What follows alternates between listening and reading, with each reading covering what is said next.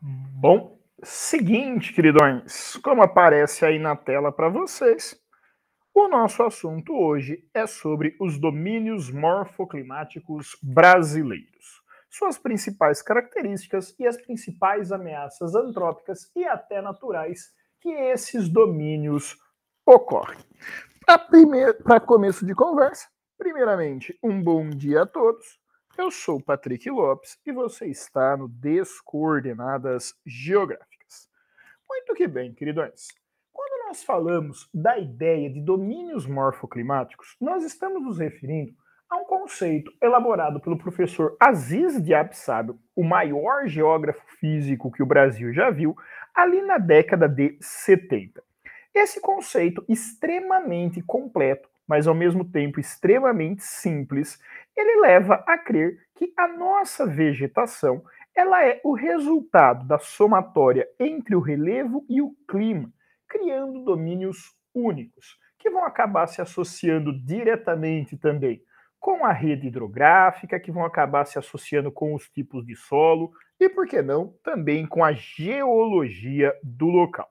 Nesse imenso Brasil que nós possuímos, o professor Aziz ele catalogou 6 grandes domínios morfoclimáticos. Destaques desses domínios: o domínio amazônico, o domínio dos mares de morro, o domínio das araucárias, o domínio das pradarias, o domínio das caatingas e o domínio dos cerrados. Além, claro, dos nossos ecótonos ou áreas de transição, que são regiões do nosso país onde existe mais, onde temos a presença de características de mais de um domínio. Pois bem, para começar, começamos ali pelo maior de todos eles, não só o maior domínio brasileiro, mas provavelmente um dos maiores domínios do planeta, quiçá do sistema solar, que é o nosso querido domínio amazônico. O domínio amazônico ele vai ser resultado da associação entre o clima equatorial e as chamadas terras baixas amazônicas. O clima equatorial, quando vocês todos se lembram, ele é um clima de médias térmicas constantemente elevadas, é um clima muito quente, de amplitude térmica muito baixa, a temperatura varia muito pouco ao longo do ano, e é um clima também muito úmido. As chuvas, elas são constantes e são chuvas intensas, principalmente na região extremo noroeste ali, na chamada Cabeça do Cachorro, no estado do Amazonas. Já essas terras baixas, elas acabam resultando em solos sedimentares profundos, que são constantemente lixiviados pelas chuvas torrenciais do clima amazônico.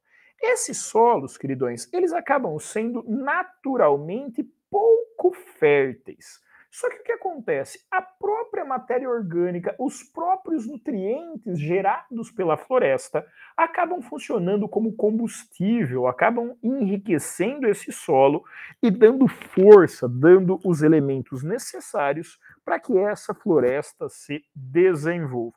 Como toda floresta equatorial, como toda floresta úmida, a nossa Amazônia ela vai se destacar por plantas de porte arbóreo, ela também vai apresentar uma capacidade densa, ela é uma floresta muito fechada, em alguns pontos da Amazônia ali, você realmente tem o sol não batendo diretamente sobre o solo. São plantas latifoliadas, perennifólias, hidrófilas, higrófilas e tropófilas, que vão gostar muito da presença abundante da água que ali existe. Uma característica que nós temos sobre o domínio amazônico é a sua relação com as cheias do rio. Ela é diretamente associada, queridões, com o regime pluviométrico da região, fazendo com que apareçam na floresta 4 grandes substratos. O nosso substrato de mata de Igapó É um substrato em que as raízes e parte do caule das árvores estão constantemente inundados, estão constantemente umedecidos. Mesmo quando nós estamos no período de baixa vazão dos rios amazônicos, essa vegetação está constantemente submersa, pelo menos parcialmente. Quando nós temos o período das cheias, é a vez de ficar submersa além da mata de Igapó, as raízes e caules da nossa popular mata de várzea. A mata de várzea ela vai apresentar alguns troncos retorcidos, ela vai apresentar algumas árvores frutíferas. Já livre ali completamente dos períodos de cheia dos rios, a gente vai encontrar a popular mata de terra firme. É aí onde se destacam as madeiras nobres amazônicas, as grandes árvores que nós temos, né, os grandes espécies, os grandes indivíduos, estão na mata de terra firme. Por fim, estamos falando de uma mata tão fechada, estamos falando de uma mata tão densa, que existem espécies animais, de insetos, de vertebrados, de invertebrados, e também espécies vegetais que passam todo o seu ciclo de vida sem ter contato com o solo amazônico, vivendo apenas na copa das árvores. Esse substrato suspenso nós chamamos de dossel, o riquíssimo dossel amazônico.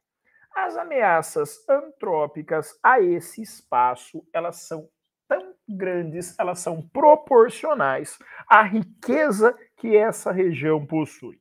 Estamos falando do maior banco genético do país, mas também estamos falando de uma importante reserva de solos, estamos falando de uma importante reserva hídrica, estamos falando de uma importante reserva mineral e também uma reserva climática, já que a Amazônia ela é a grande responsável pela regulação térmica global através dos seus altos níveis de evapotranspiração.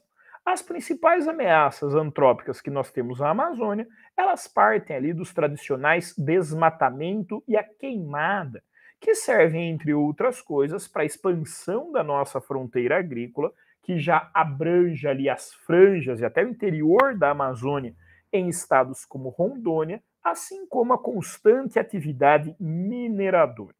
Uma ameaça muito pesada também a esse domínio é a biopirataria, seja através do tráfico de animais silvestres, esses representados aí na nossa imagem, seja através do transporte ilegal de plantas ou partes de plantas para tentar se buscar o patente, né, de alguns medicamentos, de alguns tratamentos que existem por aí. Porém, historicamente, o grande responsável pelo desmatamento amazônico é o Estado brasileiro, tanto pela sua omissão em não punir, em não coibir, em não proteger a mata da Amazônia, mas também pela realização de grandes obras infraestruturais, a Transamazônica, as agrovilas, o projeto Jari da época dos militares, as terríveis hidrelétricas do PAC, o Programa de Aceleração ao Crescimento, Giral, Santo Antônio, esse crime nacional chamado Belo Monte, tudo isso contribui e impacta demais na destruição desse importantíssimo domínio climático brasileiro. Saindo da Amazônia, nós vamos para os chamados domínios dos mares de morro. Esse domínio dos mares de morro, queridões, ele vai ser resultado da associação do clima tropical úmido, aquele diretamente influenciado pela corrente quente do Brasil, e ali pela nossa latitude tropical, claro, com o chamado relevo mamelonar. O relevo mamelonar, queridões, são esses morretes desgastados pluvialmente de formação geológica extremamente antiga. O clima tropical úmido é um clima constantemente quente também, é um clima constantemente úmido, só que em menor grau do que os climas equatoriais da Amazônia. E os solos, queridões, devido à grande extensão latitudinal, que esse domínio tem, eles também são muito variáveis. Vão desde argissolos, que você vai encontrar ali a próxima nascente dos grandes rios, litossolos nas regiões de maior declividade na encosta, grandes latossolos, ali solos muito antigos e argilosos, que a gente encontra aqui no interior de São Paulo, por exemplo. Uma característica do domínio dos mares de morro é que ali na Mata Atlântica, a sua vegetação peculiar, você vai encontrar a maior diversidade biológica por quilômetro quadrado do país. Em termos gerais, em termos absolutos, ninguém bate a diversidade da floresta amazônica. Mas em termos relativos, se você medir 1 quilômetro quadrado de Mata Atlântica e comparar com 1 quilômetro quadrado de floresta amazônica, na Mata Atlântica você terá maior diversidade biológica. Esse é um dos domínios mais ameaçados historicamente do Brasil.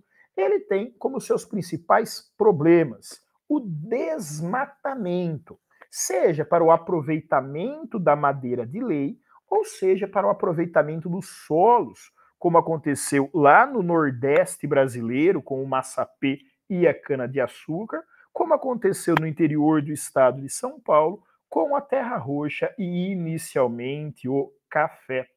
A floresta, a Mata Atlântica, ela também foi uma grande vítima da urbanização brasileira. Por quê? Ela coincide com as áreas mais urbanizadas do nosso território. O litoral atlântico, do Rio Grande do Norte ao Rio Grande do Sul, e o interior do estado de São Paulo. O interior de São Paulo, ele acabou sendo ocupado por essa floresta, ele acabou sendo incluído nesse domínio por conta dos rios. Os rios Grande, Tietê e Paranapanema, eles serviram como vetores da interiorização da Mata Atlântica, ocupando os principais solos do estado de São Paulo. Além do mais, ainda temos como problema nessa região o extrativismo predatório, seja o extrativismo de orquídeas, por exemplo, para fim ornamental, ou seja, o extrativismo até mesmo do palmito, o palmito de pupuia, ele ainda é muito extraído diretamente da Mata Atlântica.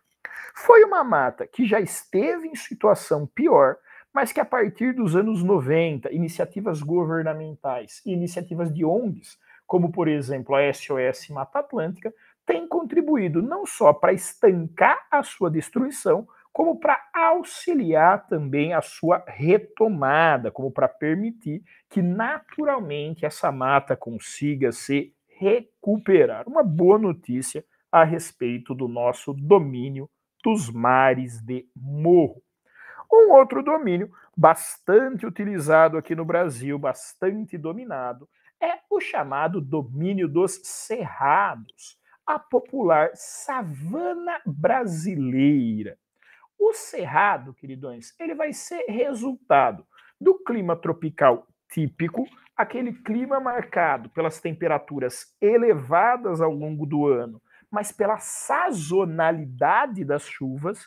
Nós temos invernos secos e verões úmidos, e que você vai ter ele em planaltos. Muitas vezes planaltos desgastados, sejam eles planaltos cristalinos, planaltos arqueados ou planaltos sedimentares.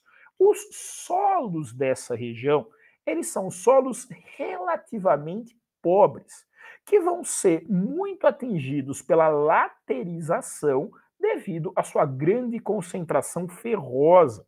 Isso é resultado direto não só da sua formação geológica antiga, como também desse regime de chuvas, que infiltra e depois evapora os sais mais leves, deixando os minerais mais pesados, como minerais metálicos, mais aparentes ali, mais superficiais no solo.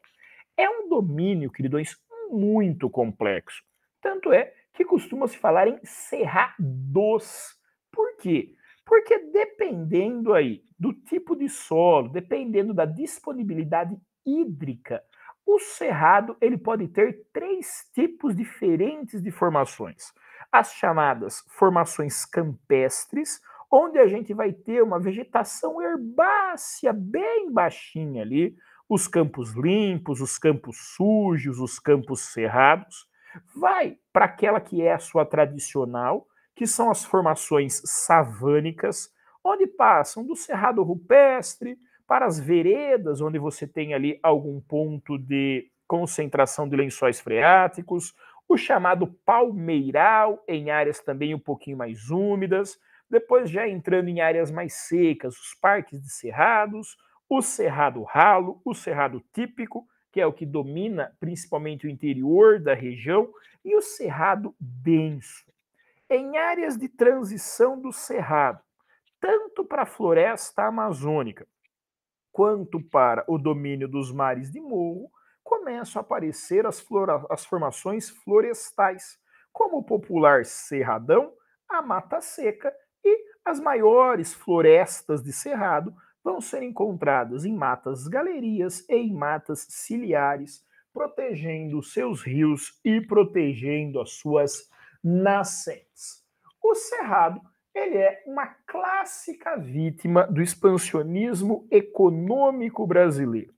A grande ameaça ao cerrado continua sendo a expansão da fronteira agrícola, seja a soja ou seja a sua precursora, a pecuária extensiva.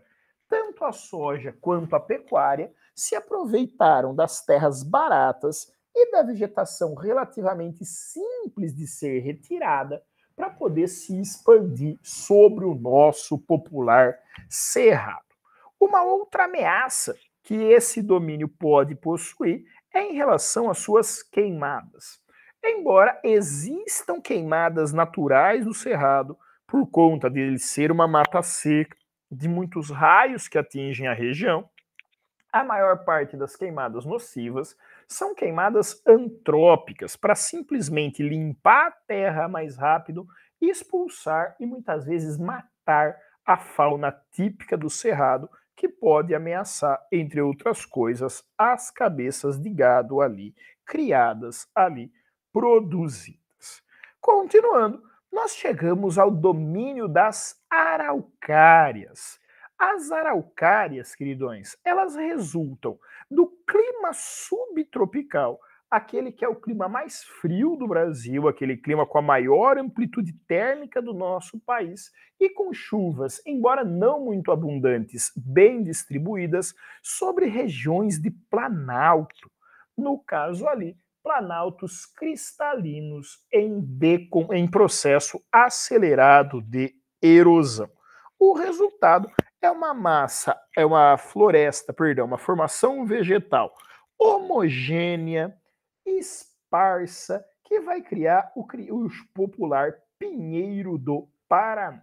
Uma característica desse domínio, queridões, são seus solos predominantemente férteis e equilibrados, muito ricos em nutrientes, muito rico em matéria orgânica. A araucária, ela é, em números relativos, o domínio mais ameaçado e mais destruído do Brasil. Os últimos dados que eu encontrei falaram que hoje restam apenas 2,5% de araucária original no nosso país. Falamos muito da Amazônia, falamos da Mata Atlântica, o Cerrado é sempre lembrado, mas ninguém no nosso país foi tão destruída, está tão antropofizada como está o domínio das nossas queridas araucárias. E o que levou a essa situação? Primeiro, o aproveitamento comercial da madeira.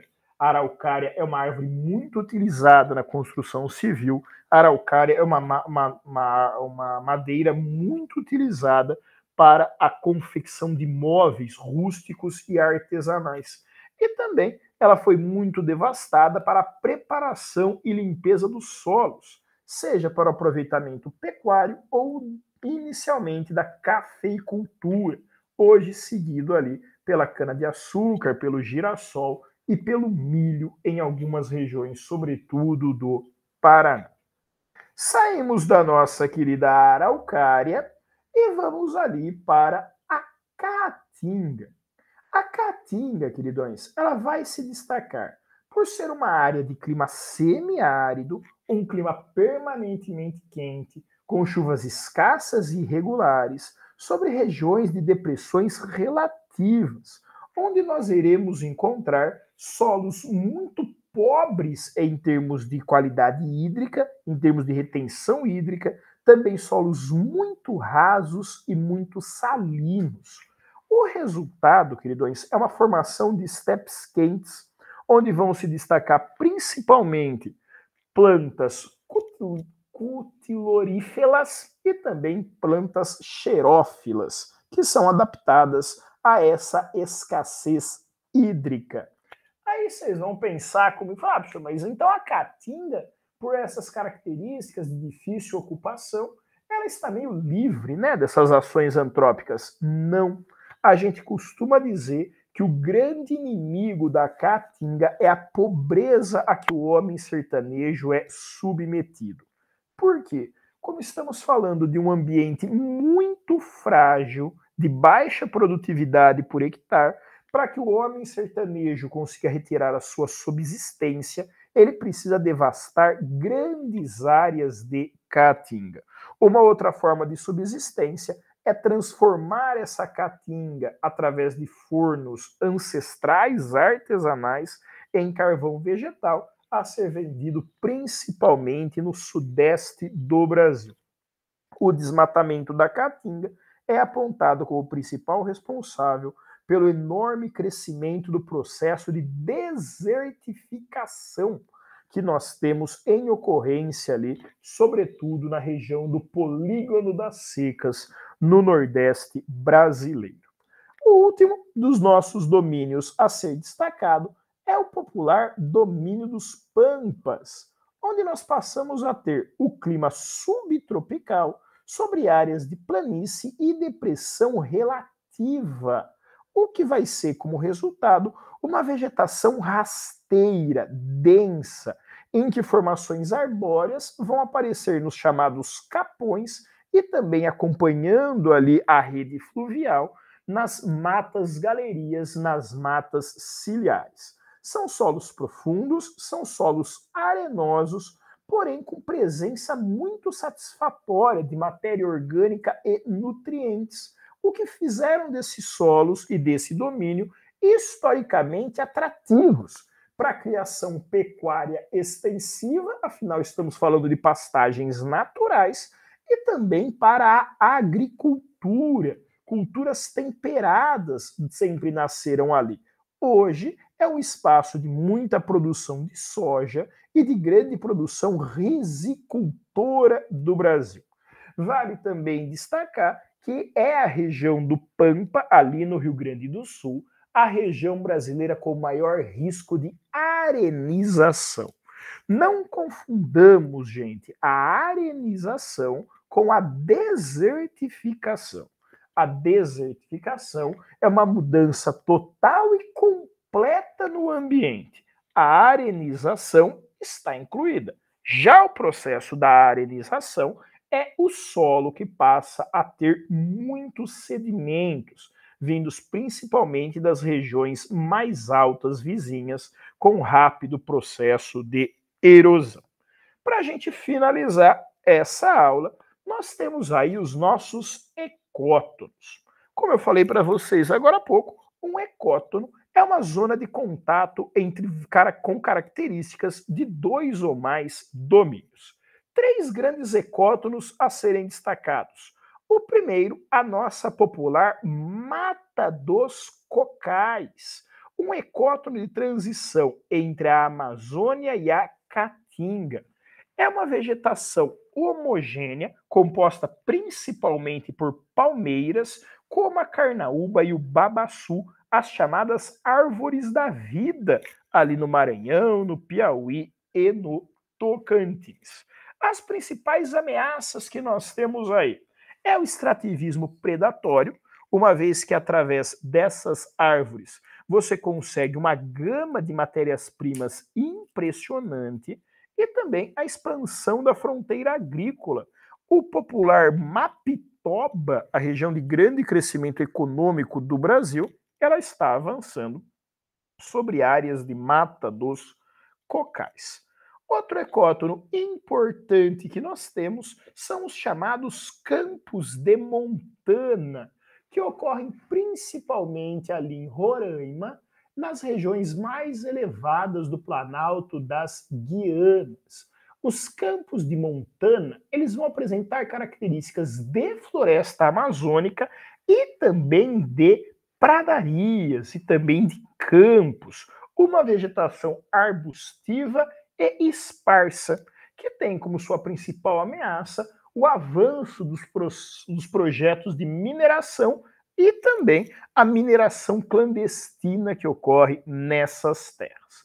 Por fim, mas não menos importante, aliás, nem um pouco menos importante, nós temos o complexo do Pantanal, onde nós temos uma transição múltipla entre o domínio da Amazônia, predominante ao norte, o domínio dos cerrados, predominantemente a leste, o domínio dos mares de morro que chegam ali por sudeste e também a vegetação de campos que tem contato através do Paraguai. Imagine tudo isso sob a maior planície alagável do mundo. Não é à toa que nós chamamos de complexo do Pantanal. Um ambiente ao mesmo tempo único e ao mesmo tempo frágil, que vai ter nas suas ameaças a expansão da pecuária, o chamado boi do Pantanal, as hidrovias, sobretudo as hidrovias da soja, que estão levando a um problema chamado de implosão das margens pantaneiras, e também o turismo e a caça predatória, que acabam superutilizando um domínio frágil ambiental e ecologicamente. Muito que bem, gente. Eu espero ter sido muito útil com vocês. A nossa aula fica por aqui. Muito obrigado. Fiquem com Deus. Até mais. Tchau, tchau.